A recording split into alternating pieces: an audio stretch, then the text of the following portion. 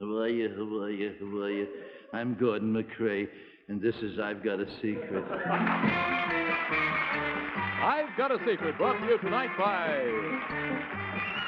Jell-O Gelatin, the light dessert with fresh fruit taste.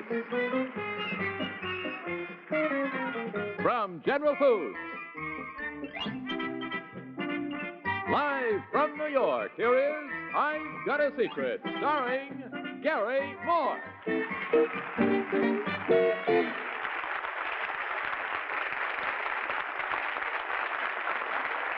Thank you very much.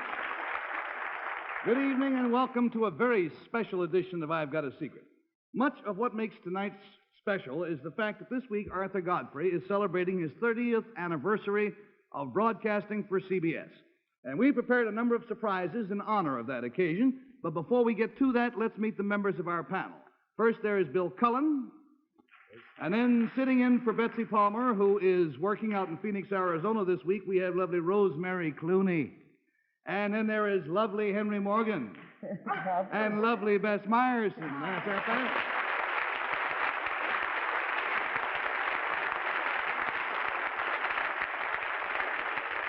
Rosie, so nice to have you back again. It's a pleasure to be back. Thank you, Garry. I got the whole family working this week. Joe Jose is rehearsing with us all week. Right. And then you're with us in February, late February? February and March, yes. Good. All right, well, now that we've welcomed everybody and met the members of our panel, let's have our first contestants come out here, please.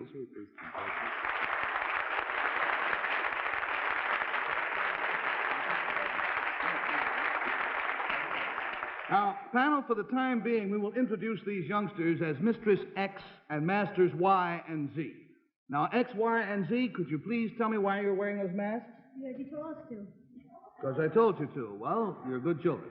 Now, if you whisper your secret to me, we'll find out just why you are wearing those masks. Oh, now I understand.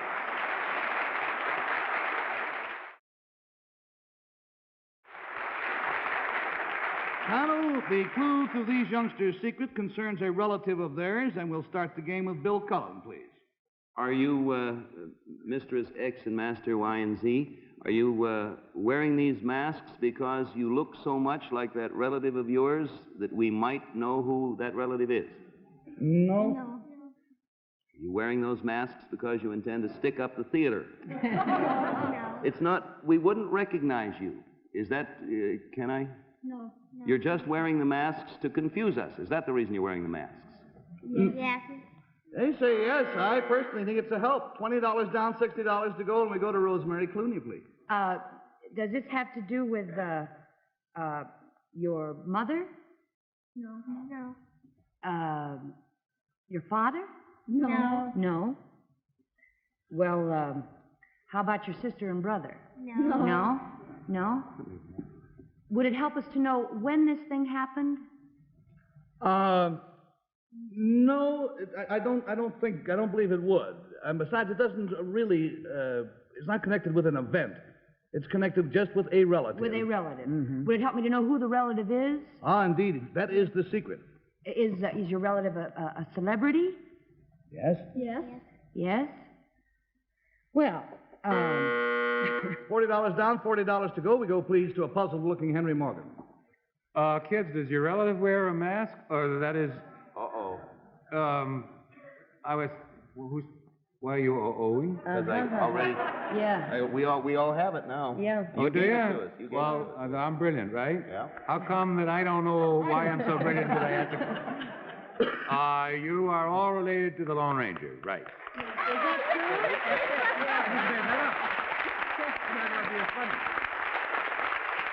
Right for me. You're brilliant and you don't know it, Henry. No. You see? I told you this would be a very special edition of I've Got a Secret, and in honor of Arthur Godfrey's 30th anniversary, we're devoting our show to bring back some of the memorable sounds and personalities of radio. I know of no better way to set the theme of our show than to tell you that our young guests here are the grandchildren of the man who was my hero when I was their age. Well, maybe I was a little older, you know. There's only one way to introduce him, like this.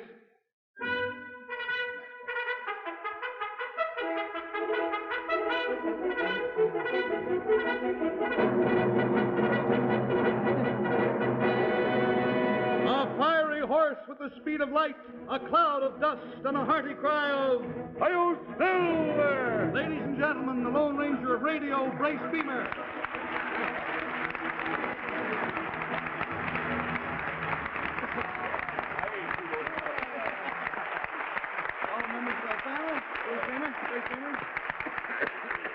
Brace, what did you just say to me when you came out here? I said Tai Kimosabi. Oh, that boy's Tai. Tai means what? That means hail, faithful friend in Potawatomi. Now, at last, all these years I never knew what Kimosabi meant. I thought it was kind of nice of you to say that, or rather nice of Tonto, but I didn't know what it meant. For you, Gary. That's just great. Thank you very much. I want to compliment you, by the way, on your lovely grandchildren, Wendy, Mark, and Bingy Beemer. Now, they're a little young, but everyone over the age of 25 knows that bad men would never take over control of the West as long as we had our Lone Ranger. But for us kids who lived in the East, we had another protector, a gentleman who was always introduced this way.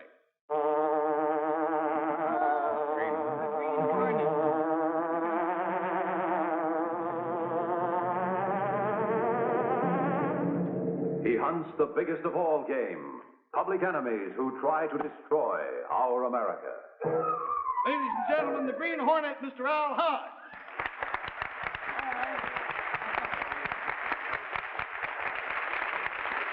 Good to see you again. Thank you, Gary. Of course, he was later Captain Video, too, for a good long time. Now, about the Green Hornet, why did you call yourself the Green Hornet, or the character, the Green Hornet? Well, I think it was largely a process of elimination, Gary. You couldn't, for instance, have a yellow hornet very well. Oh, yeah, no, you couldn't. A red hornet wouldn't exactly fit, so green kind of worked in there. And then, of course, a hornet lives in a hornet's nest. We invaded the nests of gangsters and hoodlums. And, of course, the sting of the Green Hornet was how we cleaned up the whole mess. All right, so I shouldn't have asked. That makes a whole lot of sense, too. Now, were you responsible for law and order on the entire East Coast? Gary, Oh, you had the help of a friend, huh? A friend to those who needed a friend, and an enemy to those who made him an enemy. Ladies and gentlemen, Boston Blackie, better known as Richard Calmer.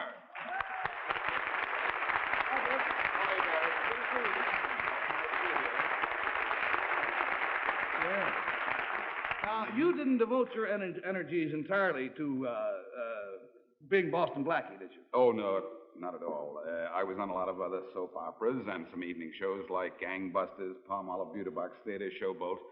And, of course, then I was on that one soap opera that gave birth to more bad jokes from good comedians than any other. I was John on John's other wife. John on John's other wife, in the flesh. Well, gentlemen, I think of all three of you as stalwart men of the law, and you have no idea how secure it makes me feel. Fellas, don't be nervous. Don't be nervous. That's by way of introducing our next guest, and suppose we let him introduce himself.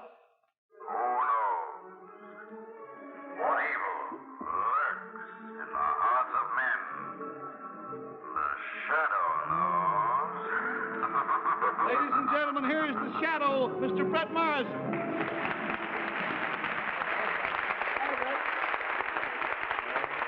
Good to see you. Brett, after 20 years of playing the Shadow so many times, do you still remember how to make yourself invisible? Oh, yes, very simple. Oh, marvelous. Will you do it for us now? Well, I'm sorry, Gary, I only do that on radio. Oh. But I'd be glad to cloud your mind for you. Oh, please, no. Don't do that. I have enough trouble as it is. Anyhow, gentlemen, thank you very much for letting us meet you again in person. Thank you, young gentlemen and young ladies. And good evening.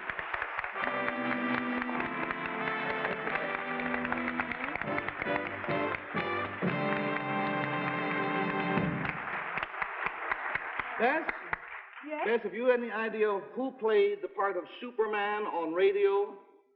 Yeah, I know. I knew the Henry Morgan. No, Henry Morgan. Rosie, do you know who it is? No. Henry? I'm trying to think. Nothing's happening. Bill? Bud Collier? Bud Collier. Of course it was. Really? Of course it was. Bud is a fine actor, you know, Of before he course. started doing whatever this fool Yeah, but he's not that muscular. Anymore. We'll be back with you again in just a moment, but first let's watch this. Golden brown waffles, splashed with Log Cabin, the syrup with real maple flavor. From real maple trees tapped each spring for Log Cabin. It takes 35 gallons of maple sap to get 1 gallon pure enough for Log Cabin. Then we add it to the finest of sugar syrups to get that naturally sweet maple flavor you love. Log Cabin. The syrup with real maple in it.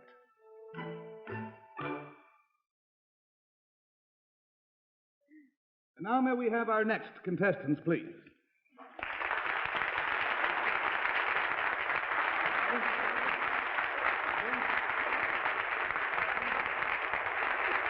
Ladies, be seated, if you will. Honor. Now, panel, these three contestants are people who affected the listening habits of millions of radio listeners. Will you tell us your names, please? Joan Bishop from Chicago, Illinois. Joan Bishop of Chicago. Maryann Anderson of Chicago, Illinois. Maryann Anderson, and you, sir? Father Jack Lucall of New York now. Now, if you all will whisper your secret to me, we'll show it at the same time to our audience at home. Here we go.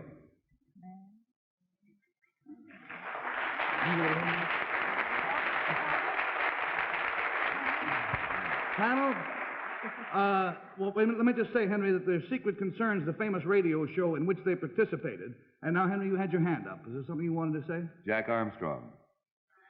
No. Oh! Now, we finished the last game with Henry, so let's start this one with Bess.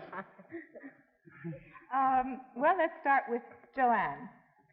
Did you do this radio program from Chicago? Yes. Was it a family theme? No.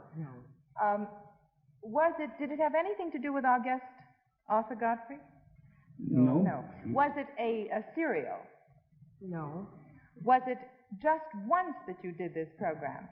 No. Oh, no. Well, it was on for a long time. All right, $20 down, $60 to go. We go, please, to Bill Cullen. Did you all take part in this show from Chicago? Yes. Was it a dramatic show? No. Was it a musical show? No. Was it a comedy show? Well, sometimes. Well, it embodied all of the emotions, but it was neither, it fitted neither of those categories. It came from Chicago. Yes. Yes. First, One Man's Family came from Chicago. Yes, it did. Vic and Sade came from Chicago. Yep. Is it Vic and Sade? Yes, Is it yes, one? yes, it did. It was? No, Vic and Sade, she was agreeing. Vic and Sade came from Chicago. Oh. But their show is not Vic and Sade.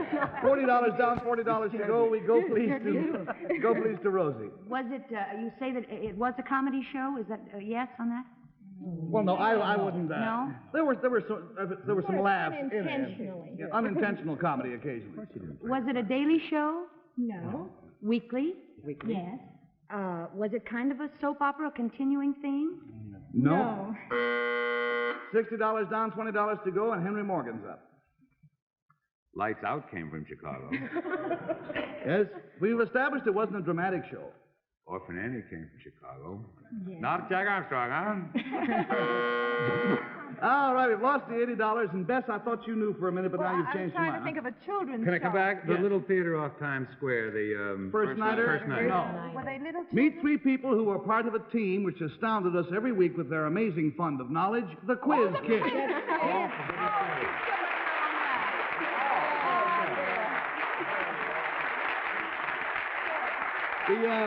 The Quiz Kids made such a profound impression on the radio audience that the term Quiz Kid has become a part of our language. And I'm sure many people have wondered what the Quiz Kids are doing now. So now that we have you all here, Maryann Anderson, what are you doing now? Well, I'm the advertising manager and creative director for Maybelline. So she has become an executive. And now, Joan, how about you? I'm pianist at the Biltmore Hotel here in New York City. A pianist. And, Sir, what do you do? well, I'm an assistant editor of America magazine here in New York. And a Jesuit. That's priest, right, yes, Jesuit priest. Well, I want to thank you for many, many entertaining radio hours, and especially for being here with us tonight. Thank you so much for the Quiz Kids.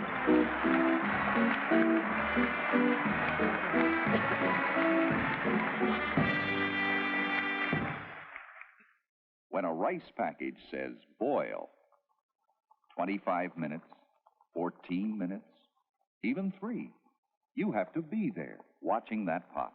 Overcook it or undercook it, and you ruin rice. But look at this rice, minute rice. It's the one rice you can't spoil, because it's the one rice you don't boil. You just add minute rice to simmering water, stir, cover, and take it off the heat. If the telephone rings, or the baby cries, or the doorbell chimes. You still come back to perfect rice every time. And no boiling means you haven't boiled away any of the flavor. Always delicious, fluffy, tender in just 5 minutes. Minute Rice is the one rice you don't have to boil, so it's perfect every time. Minute Rice, another fine product of General Foods. I'd like to show you now a picture of an earnest young man just starting out a career of radio broadcasting. This is our special guest as he looked about the time he went to work for CBS. And you know, there's a fellow who looks like he's going to go places. And happily for everyone, he's going even stronger today on his 30th anniversary. Here's Arthur Godfrey.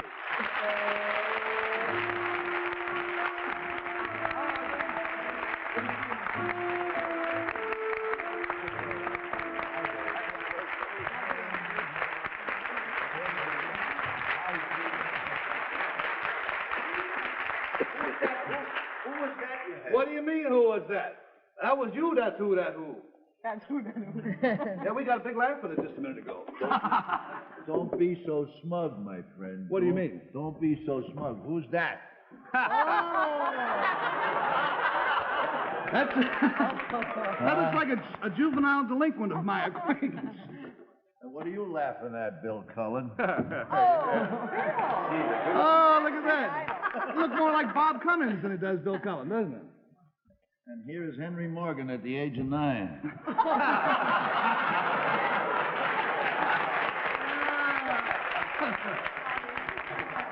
Well, Arthur, this is a big, big week for you all over this here now CBS network. CBS is celebrating his 30th anniversary, and it comes to a climax this Saturday night with an all-night program on the full radio network. That's right.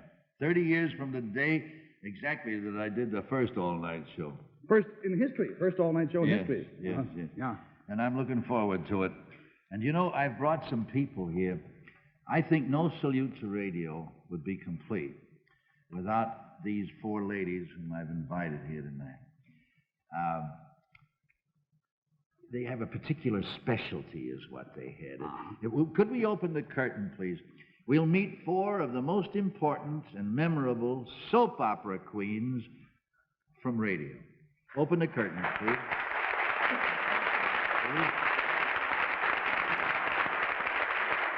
Now, just to jar the panel's memories a bit, we'll have each of these ladies introduce themselves the way their shows were introduced on radio and see if the panel can identify them. Now, Bill Cullen, we'll start with you. So, Norm Paris, if you'll play the opening theme song for this first ladies' show.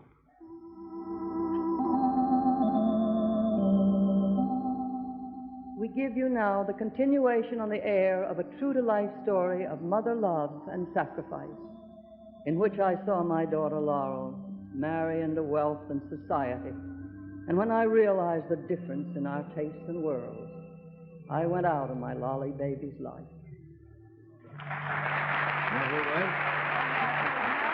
You got it, Bill? Stella Dallas? What? Stella Dallas. Stella Dallas, Stella that's Dallas. right. And the lovely lady who's played Stella Dallas for so many years is Ann Elstner, who is now doing a restaurant, is it? Yes, it's a restaurant in Lambertville, New Jersey. It's called River's Edge, and it's on the beautiful Delaware River. Not far from where George Washington made that crossing standing up in a boat. That's right, Yeah. right there. And Now, I this worked next there. one, thank you, dear. This next one is for you, Rosie, Rosemary Clooney. See if you can identify the opening of this soap opera.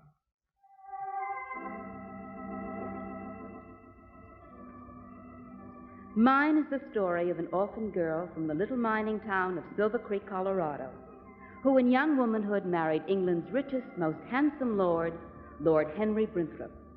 The story asks, can this girl from a mining town in the West find happiness as the wife of a wealthy and titled Englishman?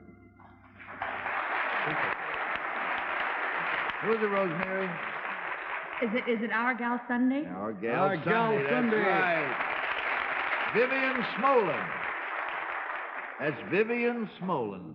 Vivian, please tell me, did you and Lord Henry finally find happiness? Well, it took us very, very many years. Well, matter of fact, Vivian is still quite active in radio. She plays Big Sister, which I know you'll be glad to hear is coming back on the air. Yeah. We're delighted to have you back, Vivian. And I was also Lolly Baby. Oh, you were... And Stella. Lolly Baby and Stella Dallas. Yes. So nice to have you with us. All right, what's up? This one you have to play This theme song was played on a guitar, I believe, and then it was hummed along with. So you start and I'll hum. You hum, huh? All right. Mine is the story of a woman who sets out to prove for herself what so many women long to prove, that because a woman is 35 and more, romance in life need not be over, that romance can live in life at 35 and after.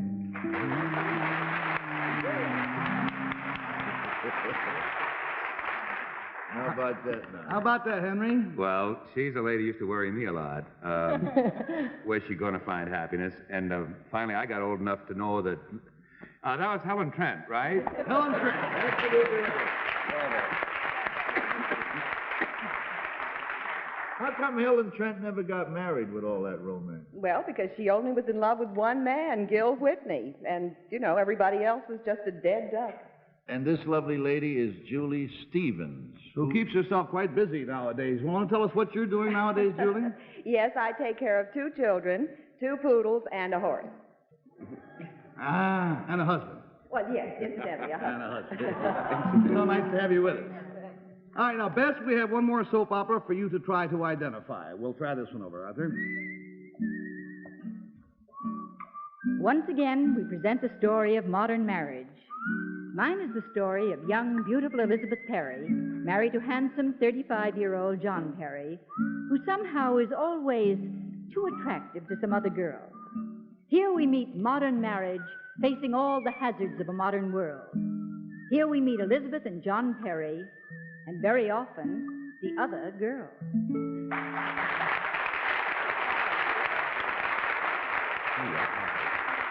Well, it was, honey?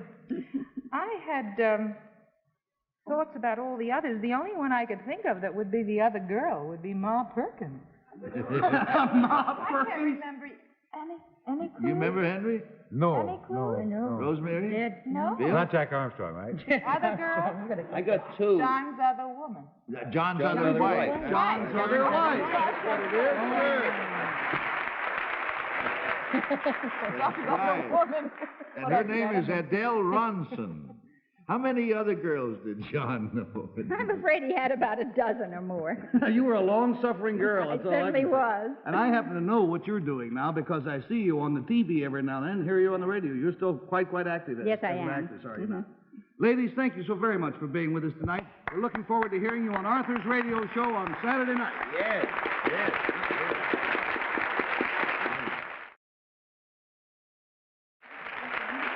Gee, it was great hearing those familiar voices again. You're going to see a lot of them or hear a lot of them on radio from now on, too, boy. You watch my word. Yeah.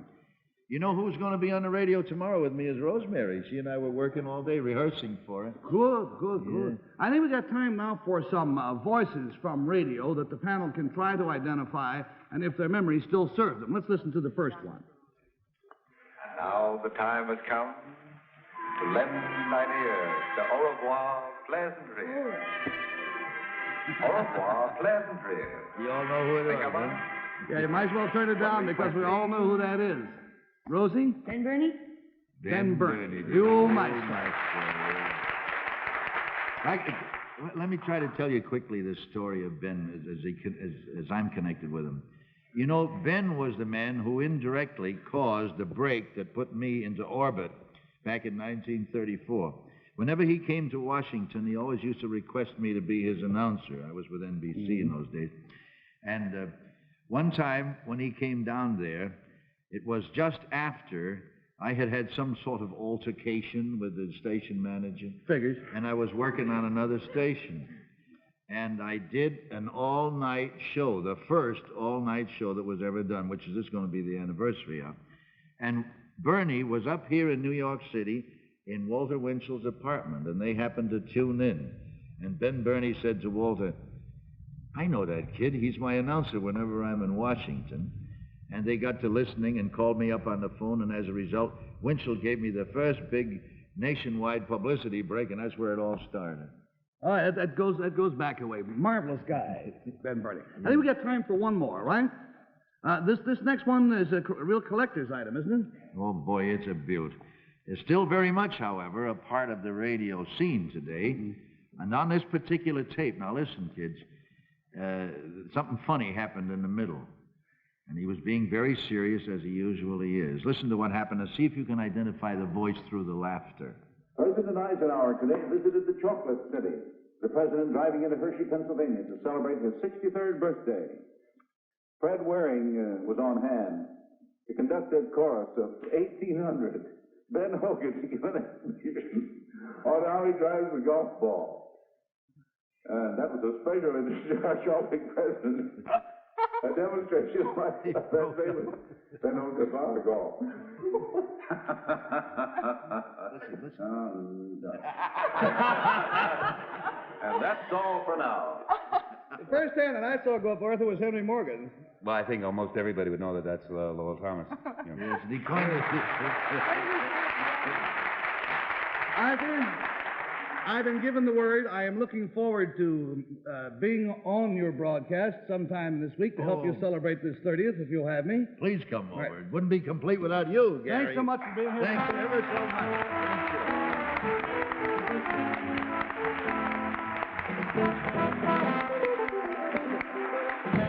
In just a moment, I'll tell you about our next special guest on next week's program right after this important message.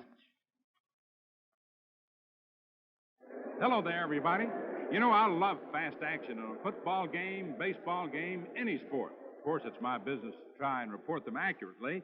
That means taking instant notes. Therefore, I can't afford to mess with a pen that runs out of ink. That's why I work with this new Papermate Piggyback Pen, the famous pen with a built-in spare refill. Look, 2 points, 2 ink supplies, one on top of the other, sort of piggyback. And so, friends, when you run out of ink, simply unscrew the cap, just like this.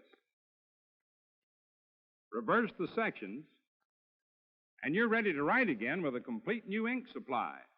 And the new point, too. You be sure and look for the new Piggyback Pen in this Papermate display at stores everywhere. And get the pen with a built-in spare refill. The new Papermate Piggyback Pen. Just $1.69. How about that? Is something burning in here? Yeah, how about that? How about that? Yeah, I like that. Friends, until next week, Rosie, thank you, dear, so much for being with us Joy, tonight. thank you. Right on. So until next week, speaking for all of us, this is Garry Moore saying good night. Be very kind to each other, will you? And goodbye out there.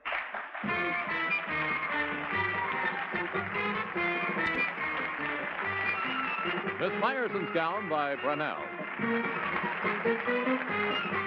Stay tuned for Danny Thomas and his gang later this evening on most of these CBS stations.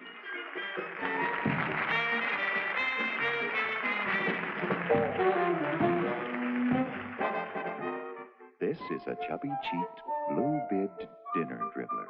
He loves to eat, but right now he's had enough. Wait a minute. Here comes Jell-O. There's always room for Jell-O.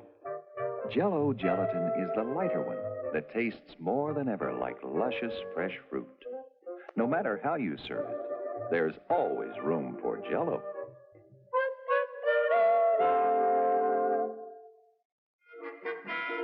I've Got a Secret has been brought to you tonight by Jell-O Gelatin, a light dessert with new fresh fruit taste. From General Foods. This is John Cannon speaking. Are you watching, you little rascals? Oh, it's fun, isn't it? And who subscribes to it? Go on, push the button. Think of the fun you could have on the tube. The tube? You. Tube. Tube. TV tubes. That's a lot of fun, isn't it? It's going to be a lot more fun if you keep going the way you're going. Go on, push the button. Please subscribe. I hope they're watching.